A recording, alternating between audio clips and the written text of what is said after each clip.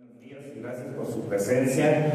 Me quiero sumar al agradecimiento a la doctora Parra por esta invitación. Esta iniciativa nació de ella y yo creo que este tipo de modelos lo debemos generalizar en el futuro.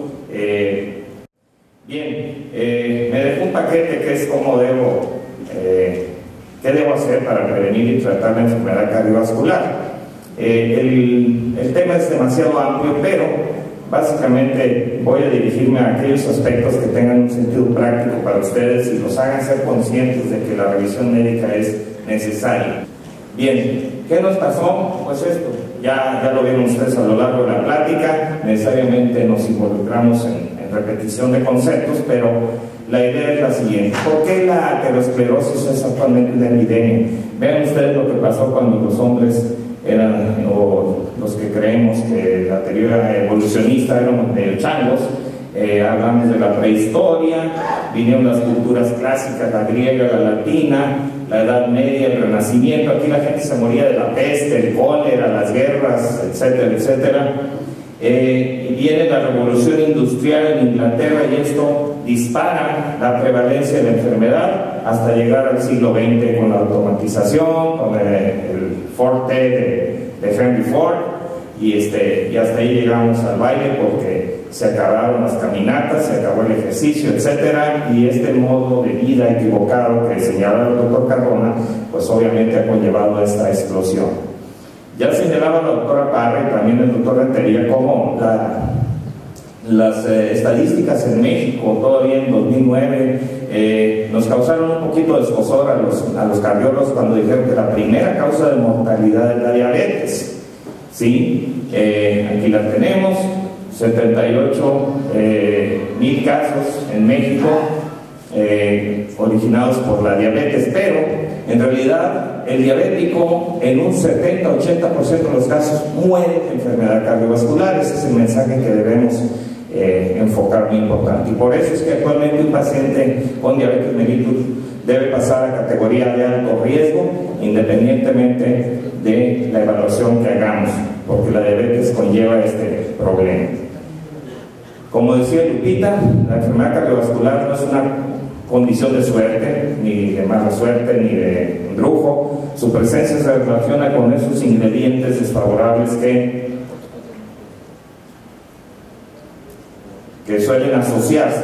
Hay cosas en el estilo de vida equivocado que, hablando de un contexto teórico, o lo que todos deberíamos emular, es un estilo de vida o una salud cardiovascular ideal sería no fumar, mantenernos en buen peso corporal, hacer ejercicio, llevar una dieta saludable, mantener un colesterol por abajo de 200, una presión arterial por abajo de 120-80, fíjense ustedes. El doctor Alonso señalaba que la cifra es 140-90. Sí, efectivamente, para el paciente hipertenso el tratamiento se acerca de 140-90 hacia abajo para hablar de un buen control. Sin embargo, recientemente se ha hablado mucho del concepto de la prehipertensión, etcétera, que voy a tocar más adelante, y ahora lo ideal es tener la presión abajo de 120-80. Igualmente la glucosa crea mucha confusión en los laboratorios. A veces unos ponen hasta 120 como normal, otros 115, otros 110, otros 100. La Federación Internacional de Diabetes ha determinado que la glucosa es normal. Desde hace unos 10 años ya se estableció esto, y todavía tenemos resistencia y mucha controversia en las variables que nos dan los laboratorios, pero debe ser menor de 100. La asociación de condiciones que llevan a la aterosclerosis, vean ustedes, pues es exponencial. Si solo se es hipertenso, pues se tiene este nivel de riesgo, se quintuplica cuando se acompaña con colesterol alto, llega a casi 7 veces más cuando se es diabético, y si le asociamos el tabaquismo, pues se va arriba del 10 veces más el riesgo cardiovascular.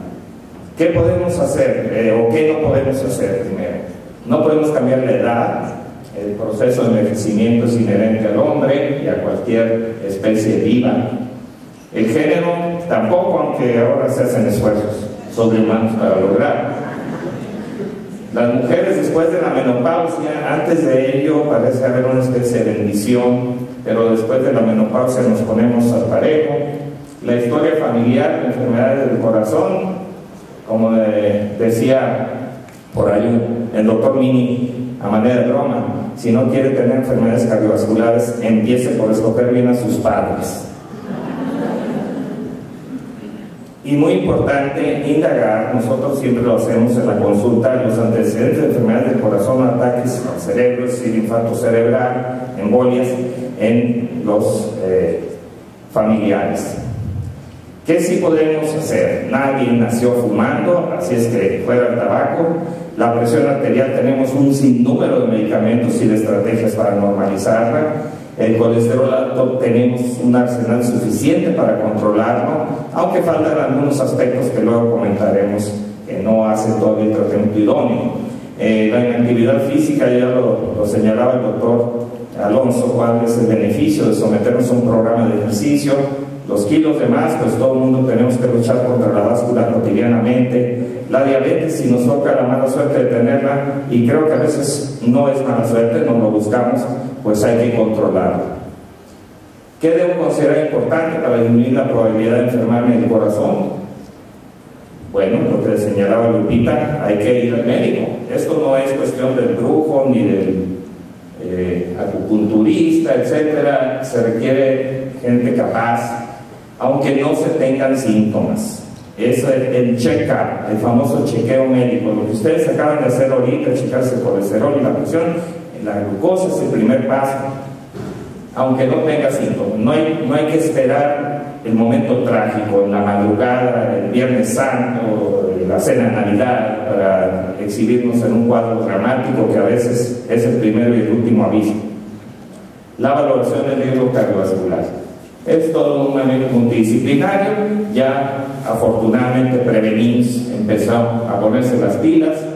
Y bien, vamos a ver, tenemos que recurrir. Nosotros no tenemos el oráculo ni tenemos una esferita mágica, tenemos métodos validados científicamente que son la predicción del riesgo de Framingham, por citar hay varias maneras de determinar el riesgo cardiovascular. Y voy a citar un ejemplo hipotético de cualquiera de nosotros aquí. Es doña fulanita, sexo femenino, tiene 55 años, trae un colesterol total de 250, con un colesterol bueno bajo, y está hipertensa, trae 160/100 y para colmo fuma, ¿sí? No es diabética afortunadamente. Entonces el riesgo es de 27% de probabilidad de tener un evento vascular a 10 años, ¿sí? Aquí destaco sexo femenino y fuma.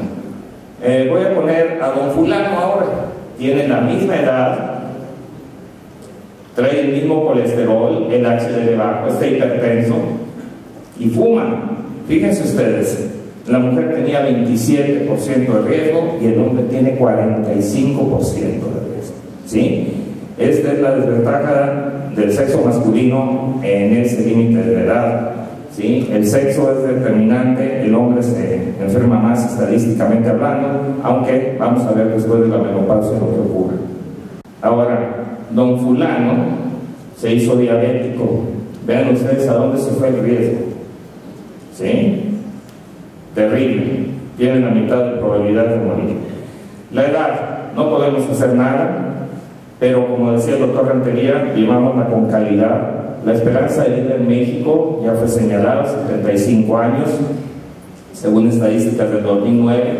En el Japón, fíjense ustedes, son más ordenados que nosotros, pueden vivir hasta casi los 83 años, es el promedio.